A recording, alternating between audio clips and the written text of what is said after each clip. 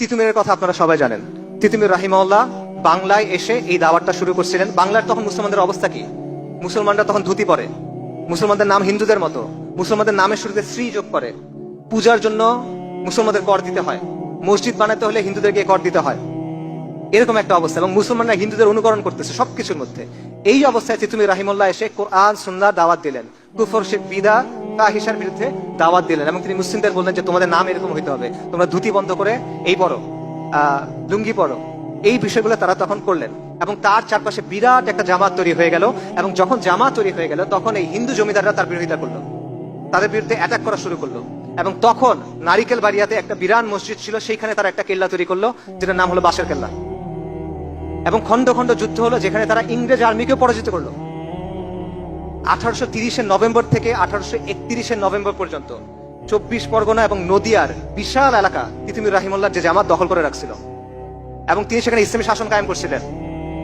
তিনি নিজেকে বাদশাহ ঘোষণা করছিলেন এখানে। এবং ওখানে কাজী ছিল, ওখানে ইসলামী শরিয়া অনুযায়ী আদালত ছিল, বিচার হইত।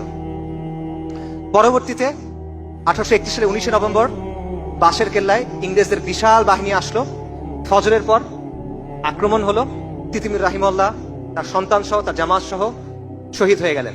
তার বাহিনীর সেনাপতি ছিল গোলাম মাসুম, তার ভাগ্নে। তাকে ইংরেজরা বললো যে তুমি মাফ চাও, ক্ষমা চাও, তোমাকে ছেড়ে দিব। উনি বললেন আমরা ফিরিঙ্গি কাফেরদের কাছে মাফ চাইবো না। তখন ওনাকে ওইখানে ফাঁসি দেয়া হলো।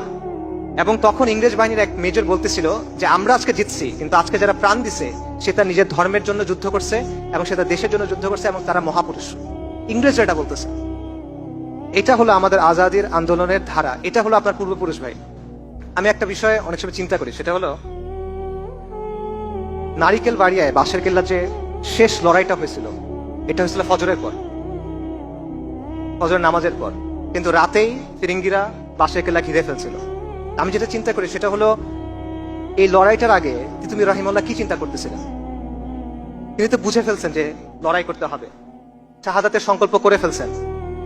তখন উনি কি চিন্তা করতেছিলেন? ফজরের নামাজে দাঁড়ানোর আগে উনি কি চিন্তা করতেছেন? এটা আমার প্রায় মনে হয় শাহাদাতের কথা যেহেতু আসছে, ডেফিনেটলি উনি আল্লাহর কথা চিন্তা করছেন, আল্লাহ দিদারের কথা চিন্তা করছেন, আখিরাতের কথা চিন্তা করছেন, কবরের সওয়াল জবাবের কথা চিন্তা করছেন, হাউজে কাউসারের কথা চিন্তা করছেন, নিশ্চিতভাবে, অবশ্যই। বাট এর বাইরে আর কি চিন্তা করছেন তিনি? তিনি কি ভবিষ্যতের কথা ভাবছেন কিনা? তিনি কি চিন্তা করছেন কিনা যে তাদের যে কোরবানি এটা কিভাবে ভবিষ্যৎ প্রজন্মকে প্রভাবিত করবে? তিনি কি এটা ভাবছেন কিনা যে তারা যে রক্ত দিচ্ছেন, তারা রক্ত দিবেন, কিন্তু এই রক্তের স্রোত শতাব্দী থেকে শতাব্দীতে প্রভাবিত হবে। এই রক্তের স্রোত, এই রক্তের ঋণ প্রজন্ম থেকে প্রজন্মান্তরে থেকে যাবে। এটা উনি ভাবছিলেন কিনা? আমাদের শরীরে এই রক্ত, আপনি এই রক্তের উত্তরাধিকারী এবং এই রক্তের ঋণ আমাদের শোধ করতে হবে। এটা হলো আপনার পরিচয় ভাই। আপনি এই সিলসিলার অংশ। আমরা এটা ভুলে কোথায় আছি এখন? চিন্তা করে দেখেন, ওনারা যদি দেখতো যে এত কুরবানির পর আজকে মুসলমানের ছেলেরা তারা কাফেরদের অনুকরণ করতেছে, তারা মুশরিকদের অনুকরণ করতেছে, তাদের কাছে আসলে কেমন লাগতো?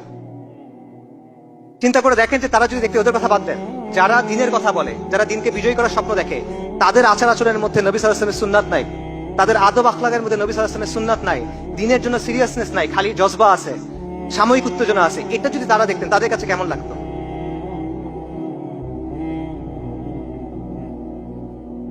আপনারা অনেক সম্মানিত, অনেক মর্যাদাবান একটা পরম্পরার অংশ।